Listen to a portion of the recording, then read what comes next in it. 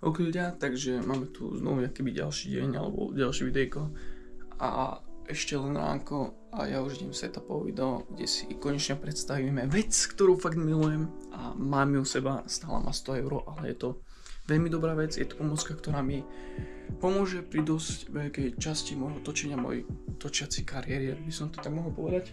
Ale musíme si to tu setnúť celú túto izbu na také štúdiové, ale zároveň to ešte aj striham. Je 8:30, neviem či to zaostrí 8:30, ale ja už striham a točím, takže to je môj život.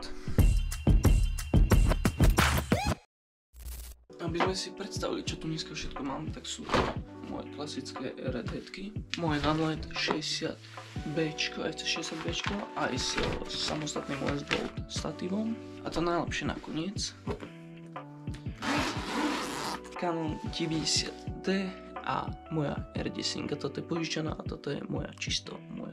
Takže to znamená, že dnes ten setup bude vyzerať fakt dobre, ale dneska ešte po tom videjku, čo bude o mojom, ja vám to prezradím, bude to o redukcii, čo mám z RF-kou robí EF-ko, pretože EF-kové objektívy sú celkom oveľa lacnejšie a dostupnejšie ako nejaké RF-kové, pretože keď si povieme na rovinu, RF-kové objektívy sú dosť drahé a nemám taký budget, ale s EF-kovými objektívmi s EF-kovými objektívmi viem celkom dobre pracovať, pretože sú dostupnejšie, lacnejšie a nemajú až tak škaredú kresbu. A ten, keď povie, že má škaredú kresbu, tak rovno nech vypne toto videjko. No ale po celom tomto, čo dotočím, ešte ideme točiť na 81 frame s mojim bratom.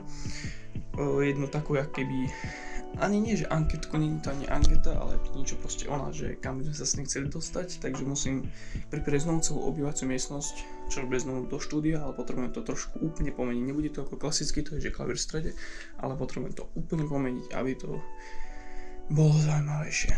Plus ešte dosť veľká halus je, že ja popri tom si aj veľmi rád maľujem a kreslím a teraz som našiel taký nový štýl, že ja si tam lepím také hovadinky a ja tu mám proste projekty, ktoré mi doteraz stoja.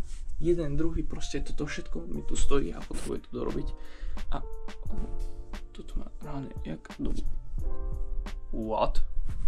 Plus aby to reálne nebolo málo, ja keď si vypnem toto, tak toto všetko, čo je na pravej strane, to všetko treba zeditovať. Ono sa to zdá, že to nie je veľa, ale v každom prečinku sú minimálne 2 videjka. Aby ste vedeli, momentálne sa nachádzate v mojej skrini, pretože v tejto miestnosti nemám nejaký iný vás položiť a ja si tu proste potrebujem zložiť setup a inak to nepôjde. Takže budete sa pozerať znovu na to, ako si ľúbostne skladám tento setup. Ja keď som kúpoval tie svetla, tak som myslel, že s nimi bude trošku viacej aerodynamickosti alebo viacej ako zručnosti.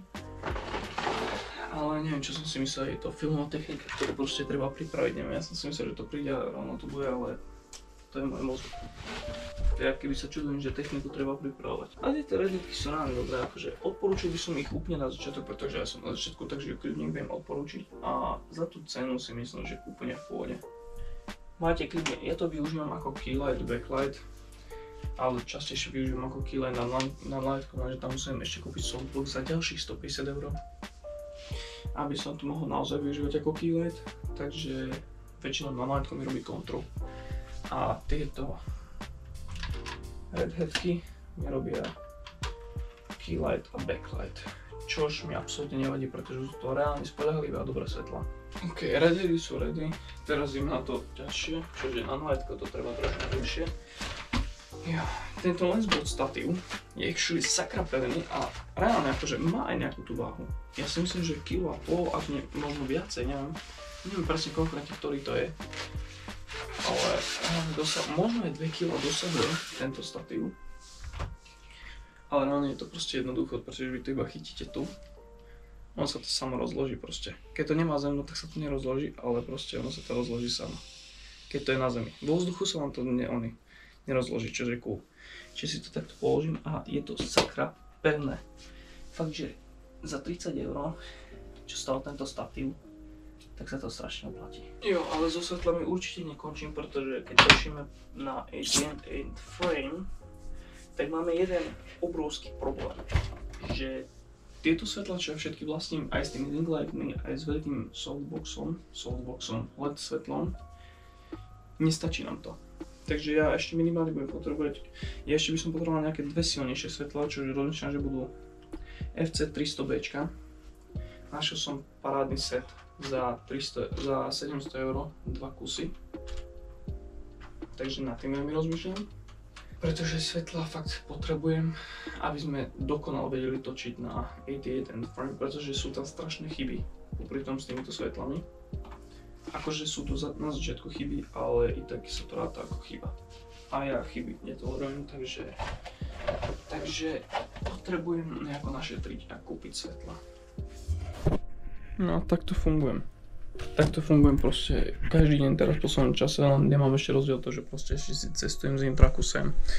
Čože, že cez týždeň si väčšina robím nejaké arty a striham, pretože cez víkend si natočím fakt strašne veľkú časť záznamu a potrebujem to zostrihať. A takto fungujem každý jeden deň. Takže ak chceš vidieť viac kontentu, jednoznačne like, odber, koment, veľmi mi to pomôže mojej tvorbe, no a vidíme sa v ďalšej videjka, takže čaute. Každý z vás si určite kúpil kameru, ktorá má RF-kový bajonet, ale vlastníte objektívy, ktoré sú AF-kový bajonet. A čo spravíte, alebo ako ich urobíte, aby ste to spojili? No a na to tu je len jedno riešenie. A je to práve táto šikovná vec od Canonu.